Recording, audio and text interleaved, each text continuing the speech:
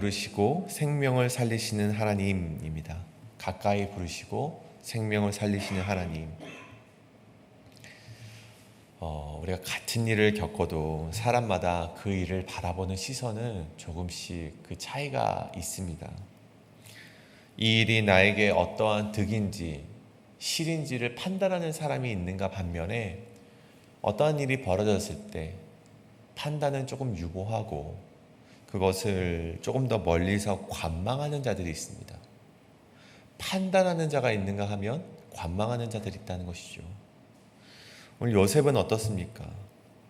형들에게 버림을 받았고 팔려갔고 억울함 누명을 썼고 그 인생 실로 정말 스펙타클한 인생을 살았지만 그는 그 인생을 판단하지 않았습니다. 곧바로 판단하지 않고 그 판단을 조금은 유보하고 그 후에 이 일이 어떻게 되었는지 이 일이 어떠한 맥락에서 일어났는지를 그가 바라보았을 때 이것은 하나님이 하신 일이었구나. 그것을 깨닫게 되었다는 것이었죠. 사람의 악함보다 더 크신 하나님의 손길을 그가 깨닫게 되었고 생명을 살리시는 하나님의 뜻을 보게 되었다는 것입니다. 그 가운데 오늘 말씀을 보십시오. 오늘 말씀은 요셉의 용서에 대해서 보여주고 있는데 이 용서는 요셉이 단순히 마음이 좋아서 성격이 굉장히 좋은 사람이었기 때문에 할 수 있었던 용서라기보다는 자신의 인생을 득과 실로 바라보는 자들에겐 자신의 인생을 순간순간마다 판단하며 살아가는 자들에게는 결코 나을 수 없는 용서의 모습을 우리에게 보여주고 있다는 것입니다.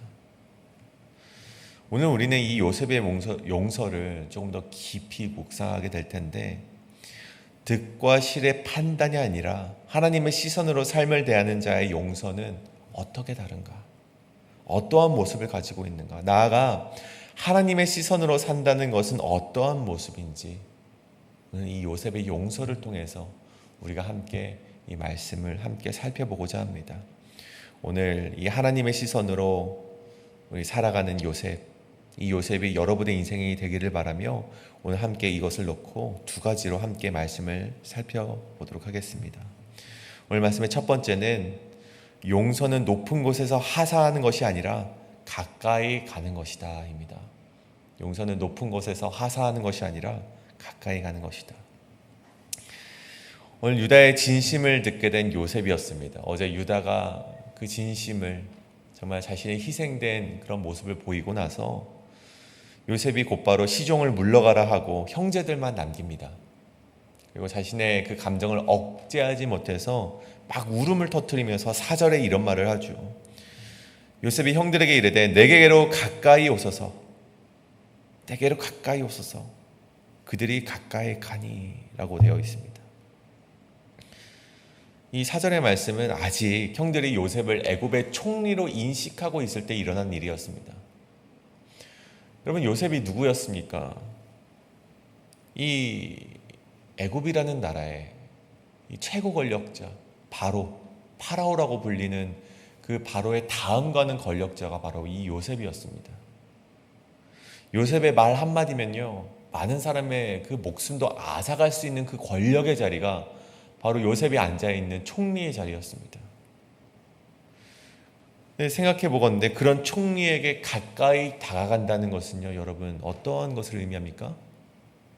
자신의 목숨마저 바쳐야 될 것을, 여러분 그것을 보여주는 것이 바로 이 요셉의 그 자리의 권력이었다는 것이었습니다. 여러분, 그렇게 권력이 있는 자리에 다가간다는 것은요 참으로 어려운 일이었고 힘든 일이었고 목숨을 바쳐야 되는 일이었다는 것입니다. 근데 요셉이 먼저 형들에게 가까이 오라고 초청을 하고 있는 모습을 오늘 말씀은 기록하고 있죠. 그래서 가까이 오다, 히브리어 나가시는요 뭐 그냥 본래적인 의미로 보면 접근하다, 다가가다 뭐 그런 의미가 있지만, 여러분 성경에 이 나가시가 어디에서 쓰였는지를 우리가 바라본다면 이것이 조금 더 우리가 깊은 의미를 가진다는 것을 우리가 알 수 있습니다. 이 나가시라는 단어가 이 아브라함이 소돔 땅을 바라보면서 이 기도를 할 때 하나님 앞으로 나아가서 하나님 앞으로 가까이 다가가서 기도를 하였다라고 기록이 되어 있습니다. 그러니까 하나님 앞에 깊이 고하고자 나갔던 그 다가감, 나아감, 그것이 바로 이 나가시라는 단어였습니다. 뿐만 아니라 이 출애굽기에서 제사장이 제사를 드릴 때 제단에 가까이 다가갈 때, 제단에 가까이 나아갈 때 쓰는 단어가 바로 이 나가시였습니다. 그러니까 조금 더 깊이 보자면 서로의 호흡이 느껴질 만큼 밀착할 때 사용되어지는 단어가 바로 이 나가시라는 단어였다는 것이죠. 요셉은요, 형들에게 그런 자리까지 나와달라고 그렇게 요청을 하고 있는 것입니다. 근데 아마도 우리가 생각해 보건대 이 자신들의 곁에 있는 종들이 여전히 자신의 곁에 있었다면, 자신의 신하들과 부하들과 어떤 가드들이 그의 옆에 있었다면 형제들이 자신에게 다가왔을 때 막아서지 않았겠습니까? 총리시여, 이렇게 하면 안 됩니다. 저들이 어떠한 생각을 품었을지 정말 위험합니다. 이 이상 저들을 다가오게 해서는 안 됩니다. 여러분, 그렇게 막아서지 않았겠습니까? 그래서 오늘 이 요셉이 자신의 신하들과 자신의 부하들을 내보냈다는 것은 단순히 자신이 우는 모습을 보여서 총리의 위험이 상하게 될까, 그것 때문에 내보냈다기보다는 형제들이 다가왔을 때 애굽의 신하들이 저지할 가능성을 배제하기 위해서 그들을 내보냈다는 것을 우리가 유추해 볼 수 있다는 것입니다. 한 나라, 그것도 이 시대 강대국이라고 불리우는 애굽의 총리와 정말 남루한 행색이었던 저 변방의 이방 유목민들과의 그런 계급의 차이는 실로 엄청났기 때문이었겠죠. 여러분, 그렇게 신하들을 내보내고 자신의 곁으로 와달라는 요셉의 말은 그렇기 때문에 자신의 위엄과 자신의 신분의 위치를 모두 내려놓고 가장 무방비한 상태로 상대방을 끌어안는 용서의 모습을 보였음을 오늘 요셉을 통해서 우리가 알 수 있다는 것입니다. 여러분, 요셉은요, 가만히 그 왕자에 앉아서, 그 총리의 자리에 앉아서 용서를 하사하면 되는 자리에 앉아 있었습니다. 자신에게 그냥 그 자리에 앉아서 형들 얼굴을 들어서 보십시오. 전 요셉입니다. 형들이 그렇게 팔았던 요셉이지만 내가 오늘 당신들에게 그 용서를 하사하겠습니다. 당신들을 용서하겠습니다. 걱정하지 마십시오. 여러분, 이렇게 해도 사실 이해가 되는 장면입니다. 그럴 만한 고초와 삶을 살아왔기 때문에 그렇게 용서를 해도 이해가 되는 장면이지만, 여러분, 오늘 요셉은 그렇지 않았다는 것입니다. 자신의 위엄을 내려놓고 자신의 최소한의 방어막이 되어줄 수 있는 신하들을 다 내보내고 낮은 자리까지 내려와서 부둥켜 안는 사랑의 용서를 보여주었다는 것입니다. 이것은 심판자의 모습으로 저들을 용서한 것이 아니라 정말 저들을 사랑하기 때문에 저들이 변화한 것에 기뻐하는 마음으로 내려가서 끌어안아 주었다는 것입니다. 여러분, 이 요셉의 모습이 누구와 닮아 있습니까? 여러분, 이 요셉의 모습을 보면서 우리는 누구를 바라볼 수 있습니까? 여러분, 우리는 이 모습을 통해서 예수 그리스도를 바라볼 수 있어야만 합니다. 빌립보서 2장에 무엇라 되어 있습니까? 예수님은 하나님과 동등됨을 취할 것으로 여기지 아니하시고 오히려 자기를 비어 종의 형체를 가지사 사람들과 같이 되었음을 우리에게 알려주고 있습니다.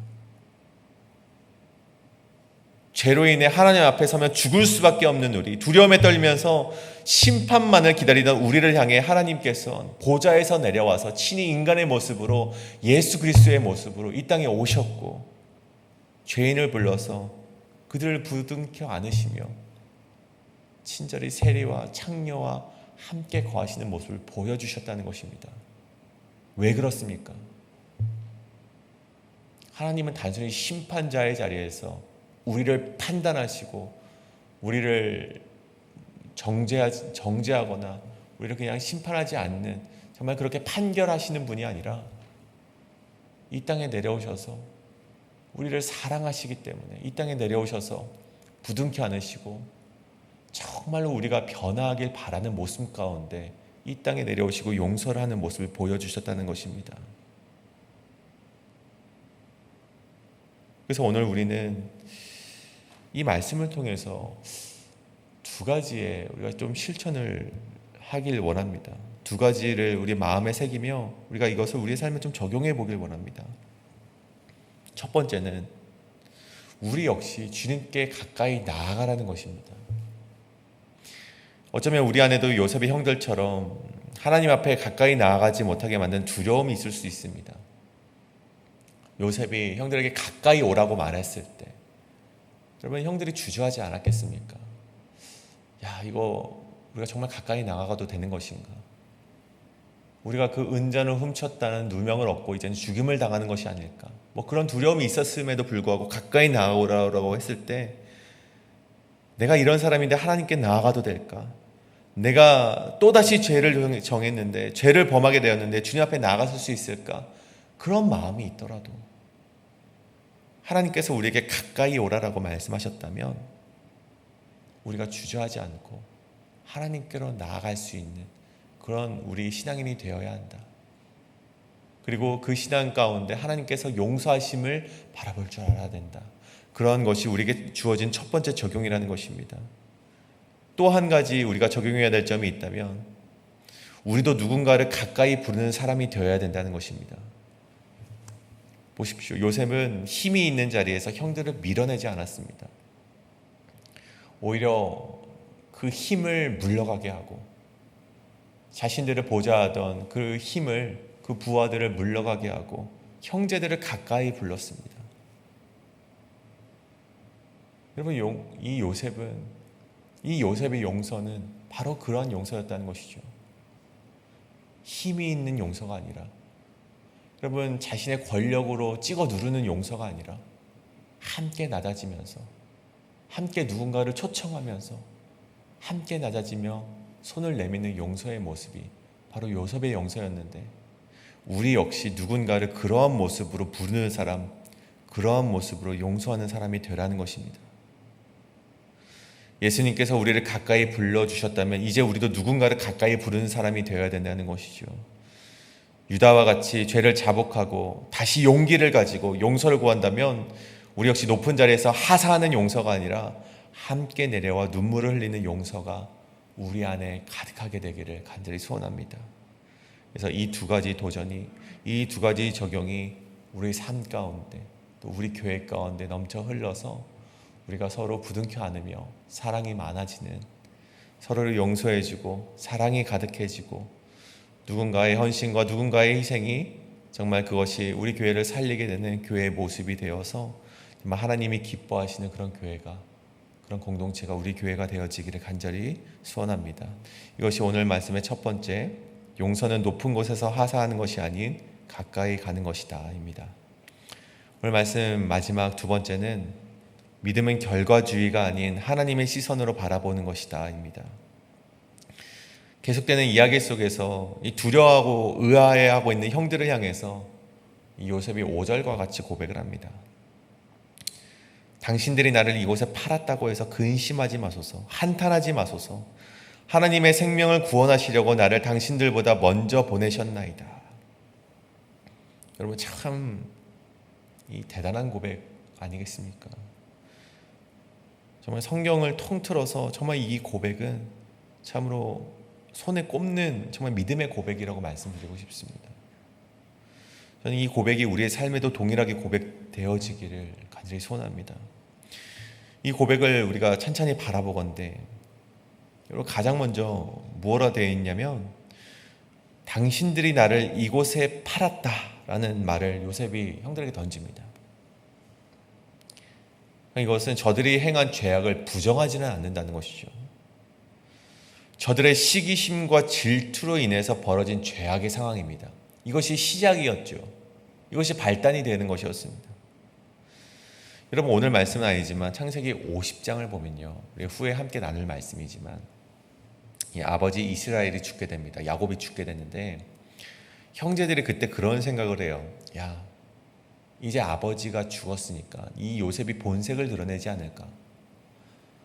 지금까지는 아버지가 있었기 때문에 그가 복수를 하지 못했던 것은 아닐까? 이제 아버지가 죽었으니 요셉이 우리를 해코지 하지는 않을까? 그런 말들을 합니다.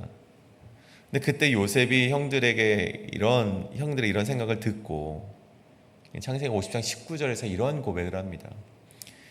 당신들은 나를 해하려 하였으나 하나님께서는 그것을 선으로 바꾸시사 오늘과 같이 많은 백성의 생명을 구원하게 하시려 하셨나이다. 당신은 나를 해하려 하였으나 하나님께서는 그것을 선으로 바꾸셨다. 즉 오늘 이 말씀을 통해 알 수 있는 것은 여러분, 죄악된 행위마저도 하나님께서 허락하신 일이 아니라는 것입니다. 여러분, 죄악된 행위는 죄입니다. 자유의지를 가진 인간이 자신의 뜻대로 하나님을 멀리 떠나 행한 것이 죄악입니다. 그것은 하나님께서 결코 허락하신 일이 아니죠. 형들의 의지로 벌어진 죄악이었지만 오늘 요셉의 고백처럼 그마저도 하나님은 자신의 계획의 재료로 사용하셔서 그것을 선으로 바꾸셨다라는 고백이 오늘 요셉의 고백이라는 것입니다. 그렇다면 여러분, 무엇 때문에 그렇습니까? 도대체 하나님은 어떠한 목적이 있으셨기 때문에, 어떠한 계획이 있으셨기 때문에 그러한 악함마저도 재료로 사용하셔서 선으로 바꾸셨는지 우리는 알아야 되지 않겠습니까? 그러면 우리는 흔히 인생을 계획할 때 어디를 취직하고, 우리 자녀들이 어디를 취직하고, 어디로 전근을 가고, 실로 우리도 어디로 이사를 가곤 합니다. 그 안에는 저마다의 목적이 있죠. 조금 더 평안한 삶을 살아가기 위해서 이 노년을 나 혼자 살아가기는 조금 불안하기 때문에 자녀와 함께 살아가기 위한 목적도 있을 것이고, 또 어떤 꿈을 이루기 위해서 이사를 갈 수도 있고, 남부럽지 않은 인생을 계획하는 자들도 있고, 아니면 실로 떠밀려서 간 사람들도 있겠죠. 네, 그렇듯이 우리가 어떠한 일을 행할 때 항상 그 목적이 수반된다는 것입니다.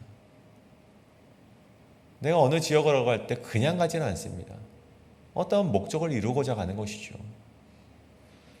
근데 여러분, 오늘 요셉의 일대기를 보건대 정말 많은 죽음의 위기들이 있었습니다.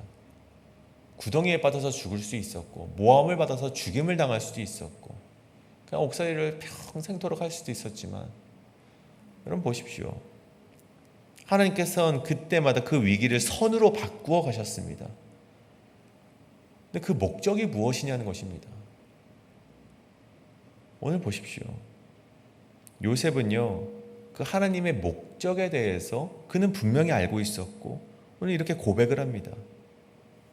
오늘 이 말씀 5절에 보면, 당신들이 나를 이곳에 팔았다고 해서 근심하지 마소서, 한탄하지 마소서, 하나님께서 생명을 구원하시려고 나를 당신들보다 먼저 보내셨나이다. 목적이 무엇입니까?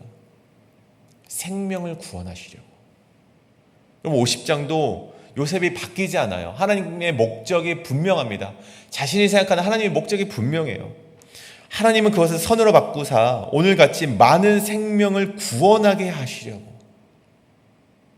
여러분, 하나님의 목적이 무엇입니까? 생명의 구원입니다.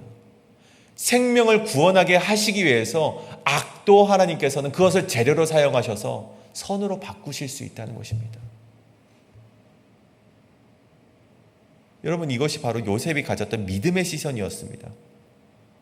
근데 여러분, 우리가 여기서 조심해야 될 것이 한 가지 있다면, 여러분, 이 고백이 정말 멋진 고백이지만, 여러분, 우리가 어떤 분들은 이 말씀을 보며 생각할 때 이 결과론적인 해석이 아닌가, 그렇게 받아들이시는 분도 있을 것 같아요. 결국 잘 됐으니까 그런 고백을 할 수 있는 거지. 결국 총리가 되었으니까 그 고난도 좋게 해석을 할 수 있는 거지. 결과가 좋았으니까 형들이 한 일도 필요한 일이었다. 정말 그렇습니까? 여러분, 우리가 주의해야 될 것이 있다면 바로 이러한 결과주의적인 생각이라는 것입니다. 여러분, 결과주의가 무엇입니까? 결과가 좋으면 과정을 덮어버립니다. 여러분, 결과가 좋으니 모든 것이 그냥 선처럼 여겨지고 모든 것이 좋은 것처럼 여겨지게 해석을 하는 것, 그런 결과주의 해석을 말하는 것인데, 여러분, 이것은 성경이 말하는 그런 시선과 성경이 말하는 해석과는 전혀 다른 해석이라는 것입니다. 여러분 보십시오. 요셉은 형들의 죄를 이 없었던 일처럼 말하지 않습니다. 가장 먼저 5절에 무엇라고 고백합니까? 당신들이 나를 팔았습니다. 여러분, 죄를 있는 그대로 여러분 미화하지 않습니다. 그 일은 죄였고 그 일은 악이었고 그 일로 인하여서 이런 일이 시작됐다는 것을 그 서두에 이렇게 반드시 기록을 하고 있습니다. 어떤 사람들이 그런 말을 합니다.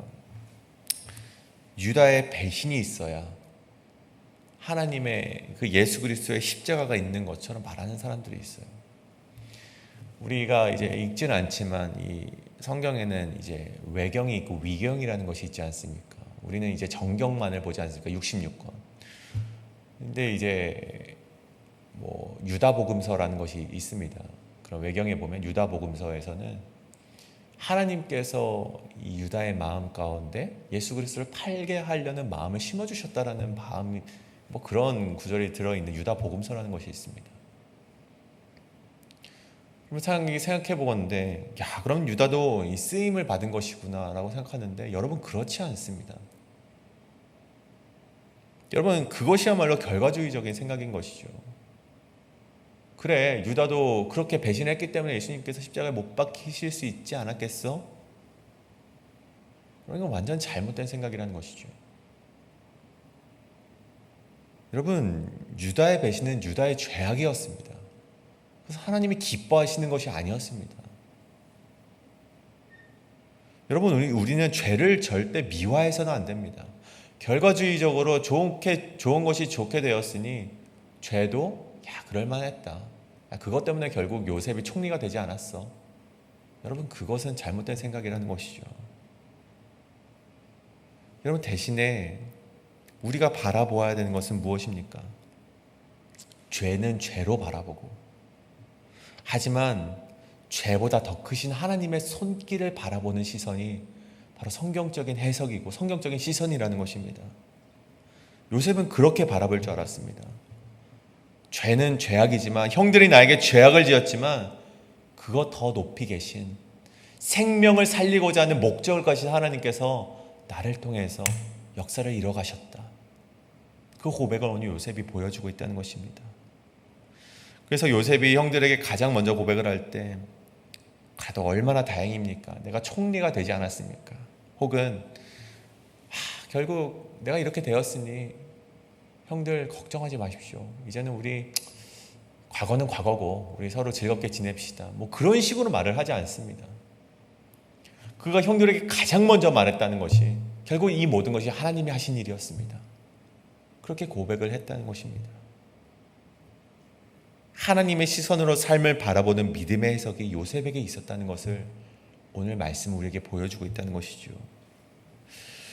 그러므로 사랑하는 여러분, 오늘 우리도 요셉처럼 이 믿음의 눈을, 신앙의 시선을 갖게 되기를 간절히 소원합니다.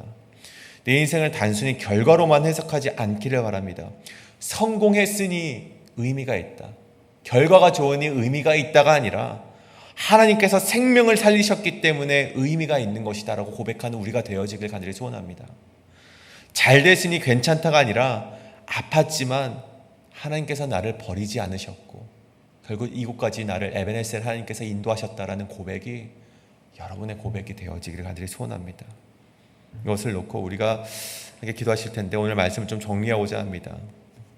오늘 이 요셉의 가장 귀한 고백처럼 하나님께서 나의 생명을 구원하시려고 나를 먼저 보내셨습니다. 나의 아픔이 끝이 아니라, 나의 실패가 끝이 아니라, 나의 억울함이 끝이 아니라 하나님께서 그 모든 것을 기억하시고 그 모든 악도 선으로 바꾸셔서 생명을 살리기 위해서 지금도 우리의 삶에 역사하고 계시는, 정말 끝까지 우리를 붙들며 우리를 선한 길로 인도하시려고 우리가 애쓰시고 계시는 하나님을 우리가 바라보며 그 하나님을 믿으며 나아가시는 저와 여러분 되시길 간절히 소원합니다. 이것을 놓고 함께 기도하실 때, 하나님, 내가 이 믿음을, 이 신앙을 결과주의로 해석하기보다 하나님의 시선으로 바라볼 수 있는 자들 되게 하여 주시옵소서. 우리가 또한 이 시선으로 우리가 득과 실로서 세상을 바라보는 것이 아니라 정말 하나님의 시선으로 세상을 바라보며 가장 낮은 자리에서 사람들에게 사랑을 베풀며 용서를 전할 수 있는 참된 그리스도인 될 수 있도록 인도하여 달라고 이 시간 함께 기도하며 나가시겠습니다. 기도합니다.